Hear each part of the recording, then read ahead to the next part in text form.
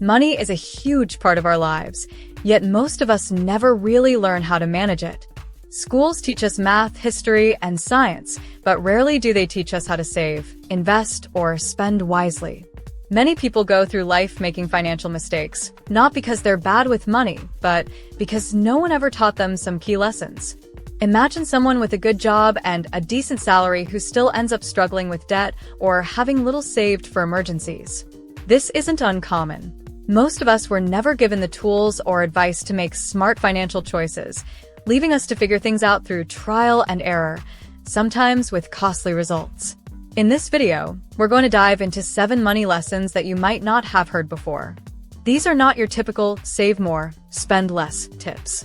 Instead, these are powerful ideas and concepts that can change how you view and handle money. By the end of this video, you'll have a new set of skills to help you grow and protect your finances. Ready to discover what you've been missing? Let's get started with these important lessons that can truly transform your financial future. Number 1. Understanding opportunity cost. Opportunity cost is a simple idea that can make a big difference in your money choices. It means thinking about what you're giving up whenever you spend money. When you buy one thing, you lose the chance to buy something else or save for the future. Every dollar you spend on one thing is a dollar you can't use for something else that might be more valuable to you later on. Imagine you have $100 and you decide to buy a new pair of shoes. That choice has an opportunity cost. Maybe you could have invested that money and earned interest, or you could have saved it toward a bigger goal, like a vacation or a car.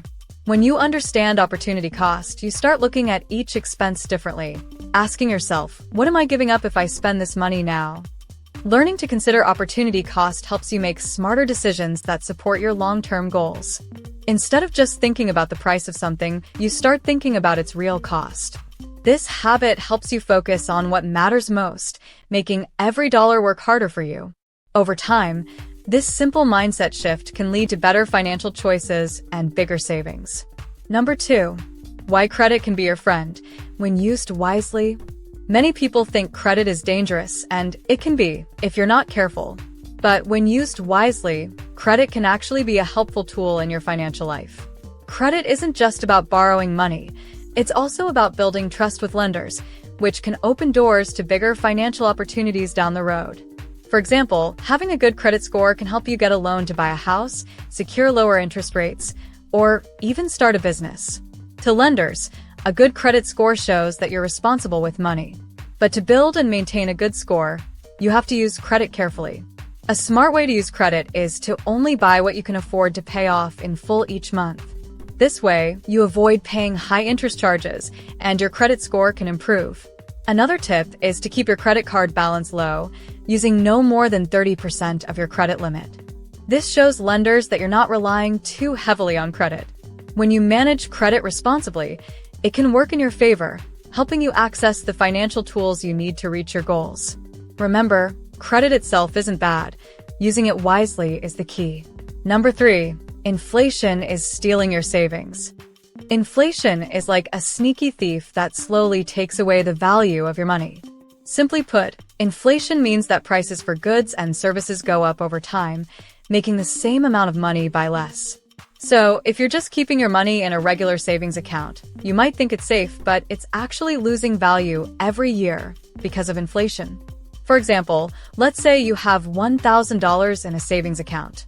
If inflation is around 3% per year, that $1,000 will be able to buy 3% less than it did a year ago. In 5 years, you'll notice that it doesn't go as far as it once did. This is why it's important to think about how to protect your money from losing value. One way to fight inflation is by investing your money. Investments like stocks, real estate, or even certain types of bonds often grow faster than inflation, helping your money keep its buying power. Some people invest in Treasury inflation-protected securities, TIPS, which are designed to rise in value along with inflation. Understanding inflation can motivate you to find ways to make your money grow, instead of letting it sit and lose value. Remember, your savings should work for you, not against you. Number 4. The power of delayed gratification. Delayed gratification means waiting for something instead of getting it right away.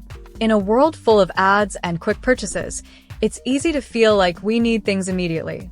But learning to wait can help you build more wealth in the long run. When you put off small pleasures now, you make space for bigger rewards later. Scientists have studied this. In a famous experiment, kids were given one marshmallow and told they could eat it now or wait 15 minutes to get a second one. The kids who waited ended up doing better in life years later. They had higher test scores, better jobs, and even healthier lives. This shows that patience really does pay off. For example, think about a new phone. You could buy it now on credit or wait, save up, and pay cash later. By waiting, you avoid interest payments and might even find a better deal. Plus, the money you saved could be invested, growing your wealth instead of just spending it. Learning to delay gratification is like training a muscle. It's tough at first, but with practice, it becomes easier. And the rewards, financial freedom, savings, and peace of mind, make the wait worth it. Number 5. Diversification isn't just for the wealthy. Many people think that diversification is something only rich people need to worry about. But in reality, everyone can benefit from this simple strategy. Diversification means spreading your money across different types of investments, so you're not relying on just one thing. If one investment goes down, others might still go up, balancing your risk. Imagine you put all your savings into one company stock. If that company does well, you win. But if it fails, you lose everything. Now, imagine you invest in several companies or different assets, like stocks, bonds, and real estate. If one does poorly, the others might still perform well, helping to protect your money. Even if you don't have a lot to invest, you can still diversify.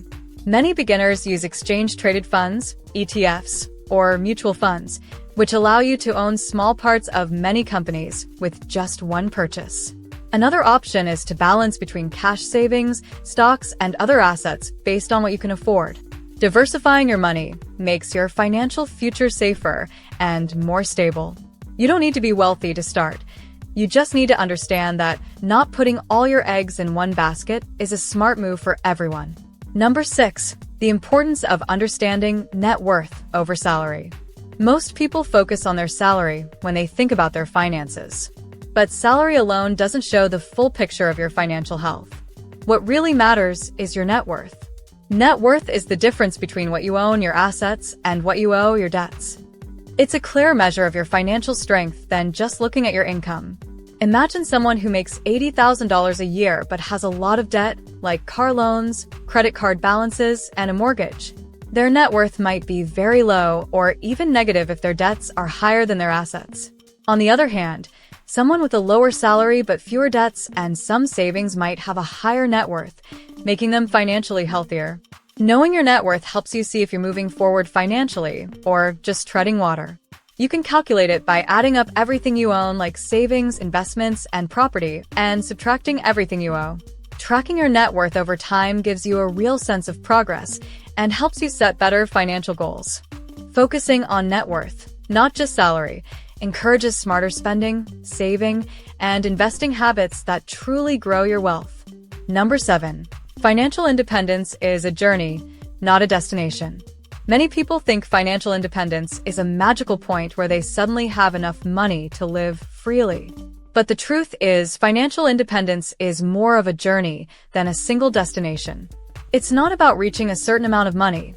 It's about building habits and making choices that give you more control over your finances, step by step. Financial independence means having enough savings, investments, or income sources to cover your basic needs without worrying too much. This doesn't happen overnight. It's a gradual process that involves saving consistently, investing wisely, and managing expenses.